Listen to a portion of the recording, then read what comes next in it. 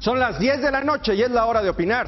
Hoy con Luis de la Calle y Javier Aparicio vamos a concluir con el debate sobre nuestro tema de la semana. En esta ocasión, Andrés Manuel López Obrador contra la burocracia. Luego, con Mario Di Costanzo, hablaremos de las comisiones bancarias y las quejas de los usuarios. Y para terminar, con Andrew Paxman, vamos a hablar del libro Los Gobernadores. Quédese aquí en Foro TV, que ya comenzó la hora de opinar.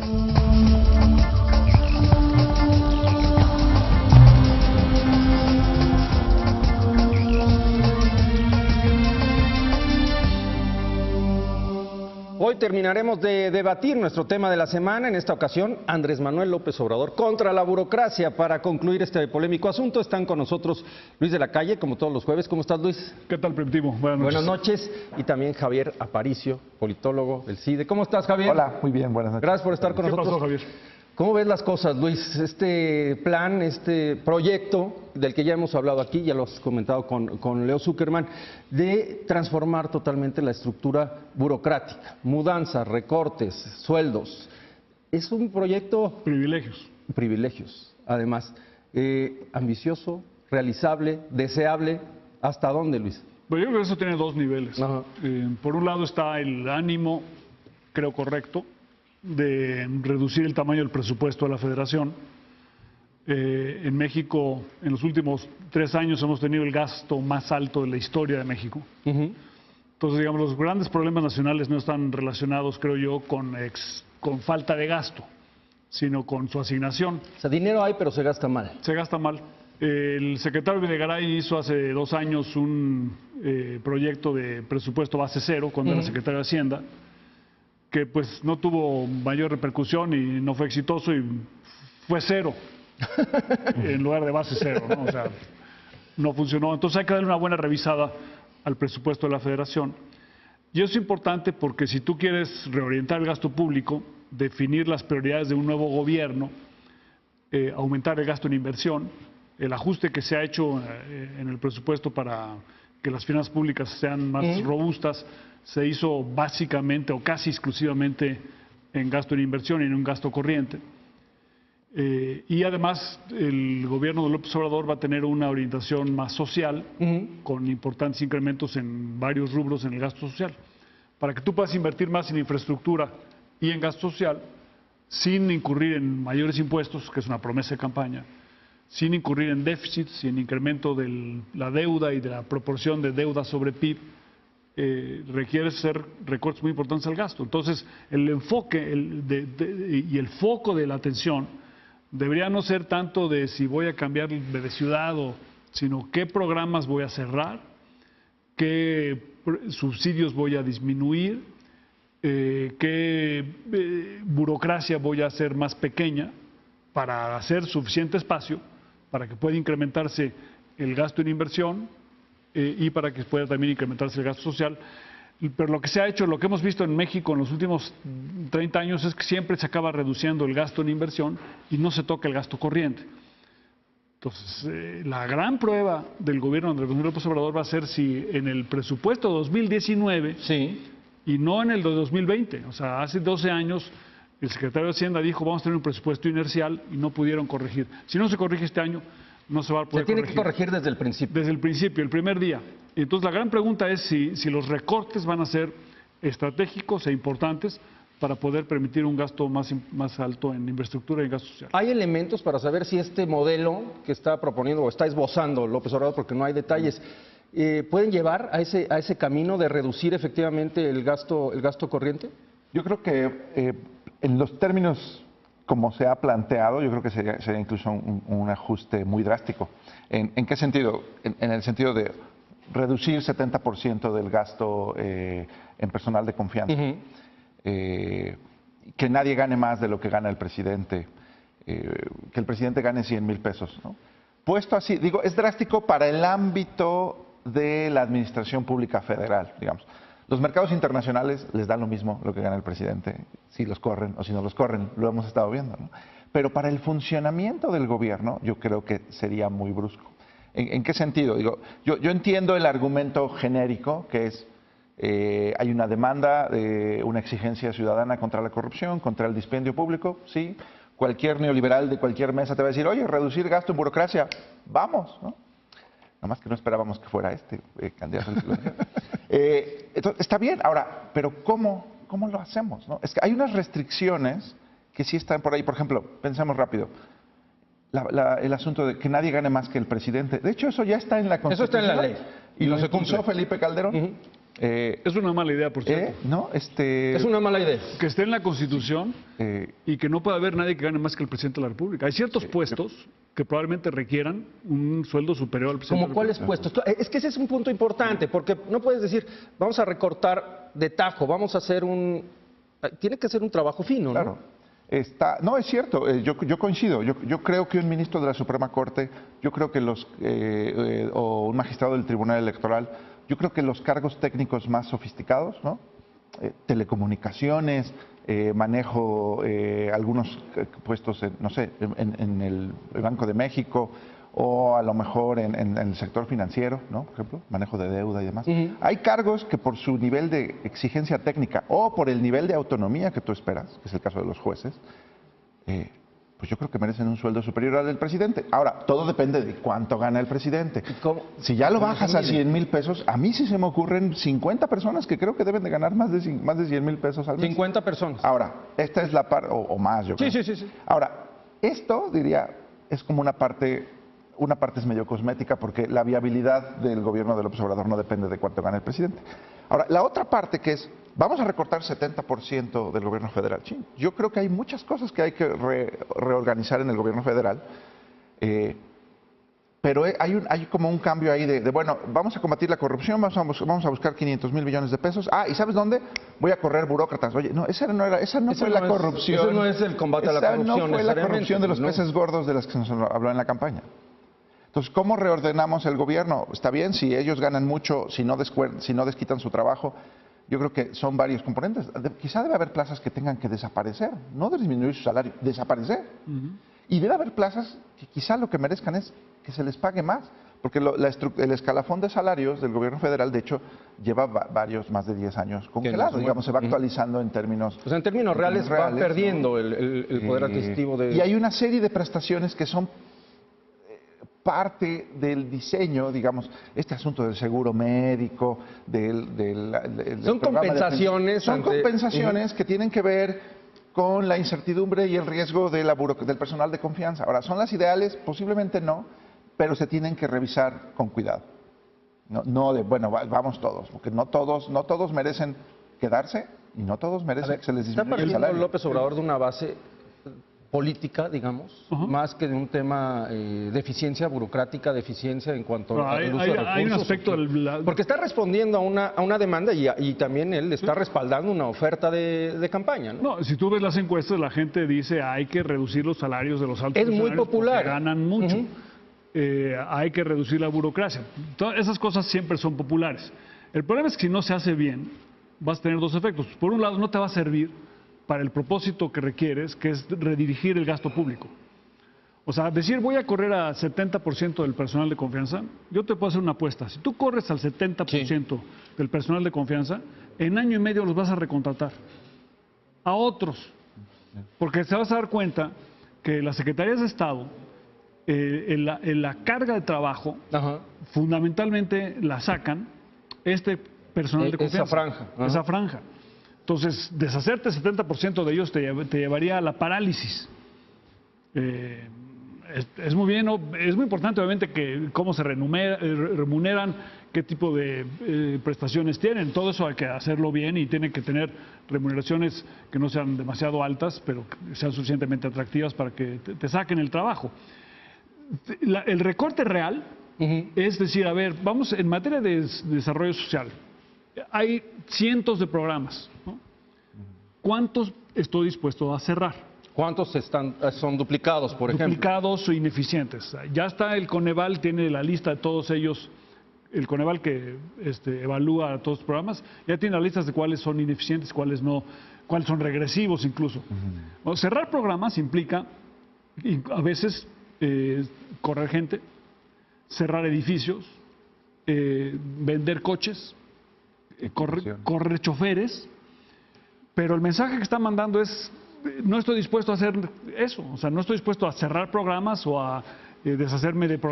En los últimos días, bueno, en las últimas horas, está el debate sobre esta oferta de López Obrador de condonar el pago de la energía eléctrica a muchas personas, a miles de personas en el sureste. Eso también impacta, ¿no? En el tema, digo... Por ejemplo, y ese es un ejemplo. O te voy a dar otro ejemplo. Dice, oye, los altos funcionarios no van a tener coche. A mí me parece, no debo yo decirlo, porque yo fui alto funcionario y tuve coche y chofer muchos años.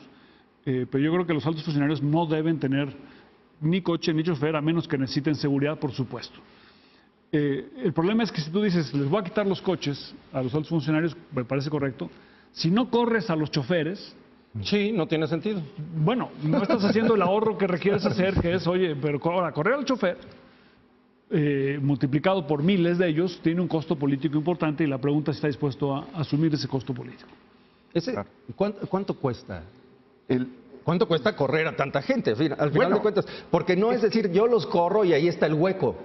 Hay que tener hay una factura. Es que hay las dos partes, porque incluso si el asunto fuera les voy a pagar su liquidación, pues eso también tiene un costo importante. Pero no es así como funciona el asunto con el personal de confianza. Más bien se espera que tú me entregues tu renuncia al inicio del mandato porque no te quieres meter en problemas. Y por eso tienes tu fondo de separación garantizada para que cuando te pidan tu renuncia, pues te lleves ahí el ahorrito en el que tú contribuiste con tu nómina y el gobierno puso otro porcentaje. Que también quiere eliminar. Es un poco perverso el sistema, porque para correr personal de base tienes que liquidarlos y darles 3 meses más 20 días por año de antigüedad. Para correr a personal de confianza, nada más los corres. Dejas que se acabe su... No, los corres, no los corres, mañana te vas y se va. Pero ese señor tiene un seguro de desempleo. Y ese seguro de desempleo compensa el hecho de que no lo liquides. La propuesta de Andrés Manuel ahora es eliminar el seguro de desempleo. Así es. La eliminación del seguro de desempleo le va a complicar el despedirlos después. Porque tú como funcionario público dices, o no le entro. Ese es el tema. Si no hay seguro de desempleo, o le entro, pero me liquidas.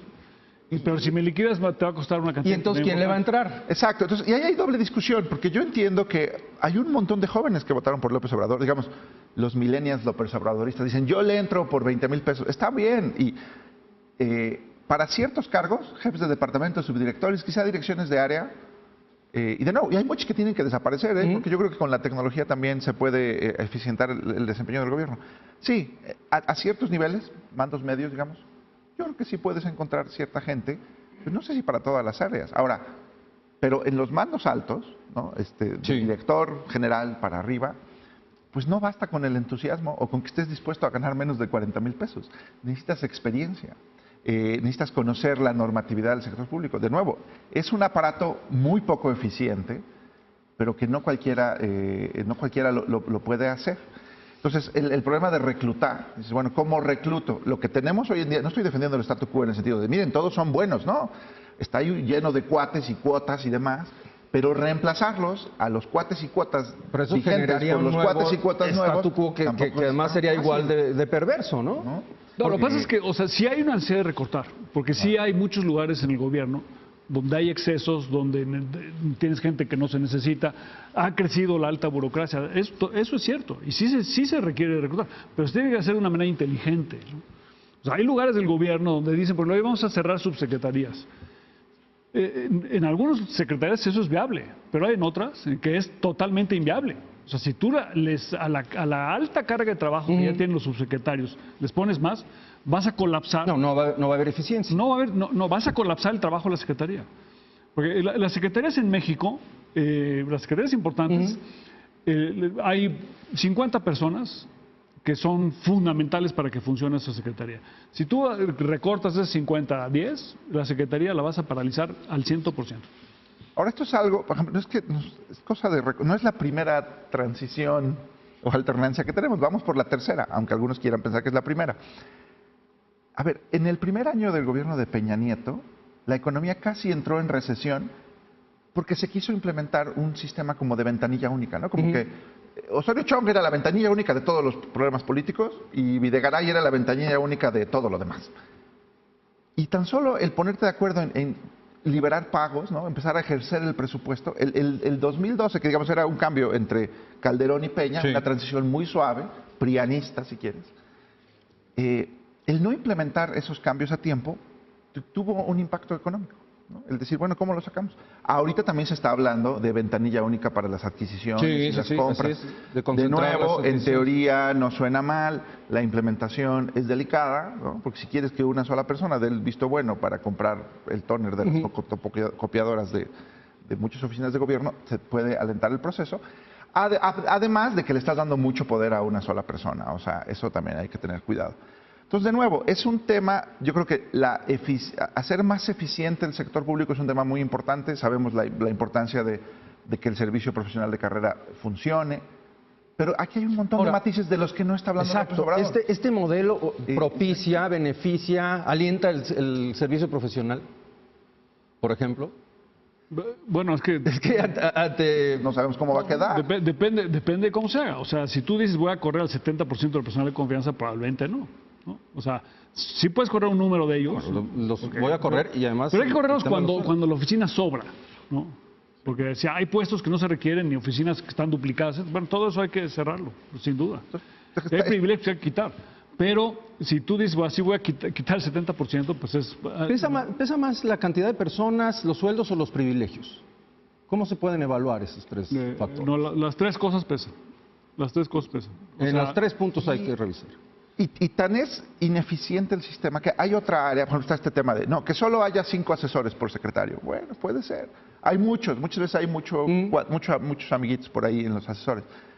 Pero también hay dependencias donde los asesores sacan la chamba, justamente por los problemas con el personal que ya te mandaron ahí a que pongas a los amigos de todo el mundo, pero nadie sabe sacar el trabajo. Dices, bueno, tengo los asesores y los asesores me sacan, aunque sea el PowerPoint de la presentación de mañana. Y hay otras áreas donde no te sirven ni tus asesores. Sí. Entonces, subcontratas, ¿no? Consultorías por honorarios para que te hagan, no sé, tu presupuesto del próximo año o una evaluación del funcionamiento interno. Eso, que ya está en otra área, no, digamos, no es la partida presupuestal de la nómina, sino es la de servicios generales, subcontrataciones. Por ahí también hay otro problema. De, bueno, pues si quieres, bájame el sueldo, pero pues subcontrata a mi cuate por honorarios o una consultoría para que te hagamos el PowerPoint que el otro cuate no te sabe hacer. Eso habla de una revisión mucho más a fondo. Es decir, no es nada más decir, vamos con el machete, ¿no? No, digo, por eso, o sea, tienes razón de hacer una revisión profunda del presupuesto para hacer los recortes que te permitan redirigirlo. El punto es que si se hace mal, el costo puede ser muy alto y que estas ideas generales de voy a cortar 70% implican un problema de diseño, ¿no? ¿Hay tiempo para una transición de ese tipo o se Sí, tiene hay. que hacer de tajo? No, hay que hacerlo rápido. Yo creo que si no lo haces para el presupuesto 2019, ya O sea, tenemos que entrar a enero ya con este con el nuevo tema esquema. resuelto. Bueno, yo creo que la nueva burocracia. La evaluación de la capacidad de ejecución del gobierno de López Obrador se va a ver en el presupuesto 2019, que va a ser aprobado por la Cámara de Diputados en diciembre de este año. Sí. Entonces, estos meses, su equipo, con el equipo saliente del presidente Peña Nieto, deben estar haciendo los ajustes necesarios para el presupuesto, porque los ajustes tienen un costo político. Claro. O sea, por más que tengas tú un 53% del voto y una luna de miel, en el momento que tú decides mover una secretaría, cerrar una oficina, correr un número importante de personas, generas resistencia política. Es natural, es humano. Y entonces aunque hoy tengas un respaldo tan fuerte. Sí, pero el respaldo es fuerte, es genérico. Sí. Cuando corres una persona es específico y ese grupo de personas... Y se genera un problema real, políticamente. Claro, lo que es natural, entonces tienen que hacerlo de una manera inteligente y tienen que hacerlo este año. Y sí tiene que haber, aunque no les guste, hay una transición negociada. Ahorita que se dice por ahí en redes sociales, es que ¿por qué critican las propuestas de López Obrador? Critiquen a Peña Nieto. Bueno, a ver... el borrón y cuenta nueva ya se los ofrecieron, pues ya ¿qué hacemos? Pero sí tiene que haber una negociación. ¿En qué sentido? El proyecto de presupuesto todavía le va a tocar a esta Secretaría de Hacienda mandar, a Peña Nieto va a mandar una iniciativa de presupuesto, un proyecto de presupuesto de ley de ingresos que va a tener que ser discutido por el nuevo Congreso, el Congreso obradoristas. Que además tiene una mayoría Pero obradorista. se va a tener que aprobar este presupuesto antes de que López Obrador Entre en asuma funciones. la presidencia. Entonces ahí tiene que haber una operación política, ¿no? Y muy importante. A lo mejor los propios, no sé, a lo mejor los propios diputados deciden que no se quieren bajar el sueldo ellos.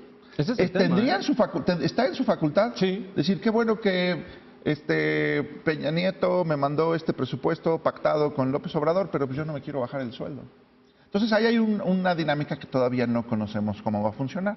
Es muy fácil pensar que el Congreso se va a alinear a los deseos de López Obrador, pero pues depende de lo que se les pida que hagan. No estoy tan seguro que tengamos ¿No va a ser tan fácil? No está tan fácil. A pesar de la conformación del próximo Congreso. Y hay intereses, por ejemplo, en desplazar burocracia a provincia. Ah, bueno, está padre, pero también ahí hay plazas de base, plazas sindicalizadas que tendrían que moverse.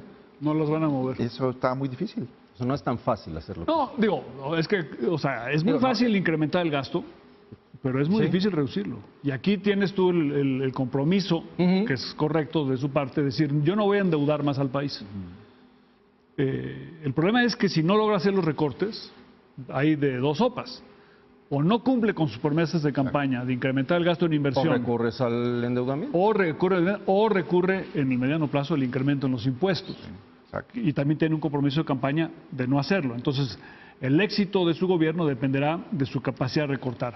Y su capacidad de recortar dependerá de que lo haga de manera inteligente y no con recetas genéricas de voy a recortar 70%, sino, ¿sabes qué? Estos programas que no funcionan o que están duplicados los voy a cerrar. Pero cerrarlos implica cerrar el edificio, vender los coches, despedir a los choferes. Si no se atreve, digamos, a hacer eso, va a acabar reduciendo menos el gasto de lo que necesitaría para tener un programa viable. Muy bien. Luis, muchas gracias. Encantado. Hasta la próxima semana. Javier, como siempre, gracias por estar con nosotros.